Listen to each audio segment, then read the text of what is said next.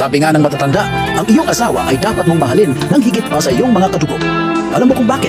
Dahil ang magulang mo at mga kapatid at maging ang iyong mga anak, sila ay nananatiling bahagi ng iyong dugo at laman.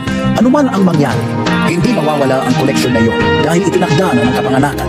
Ngunit ang iyong asawa, kung tutuusin, ay wala namang ugnayang dugo sa iyo noong una.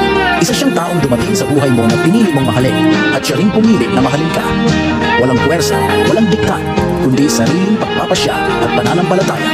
At dahil sa pagpiling iyon, kayo ay pinag-isa ng Diyos at sa harap ng kasal ay naging iisang katawan, iisang puso, iisang buhay. Kaya nga higit pa sa pagiging kadugo, siya ang kabiyak ng iyong kaluluwa. Siya ang kakampi mo sa lahat ng laban, katuwang mo sa bawat tagumpay, at saksi sa lahat ng sugat at pagbangon mo. Sa oras ng pangungulila, siya ang sandalan mo. At sa dulo ng lahat, kapag ang lahat ay kumupas at nagbago, siya ang mananatiling kapiling mo, sapagkat kayo ay hindi na dalawa, kundi iisa.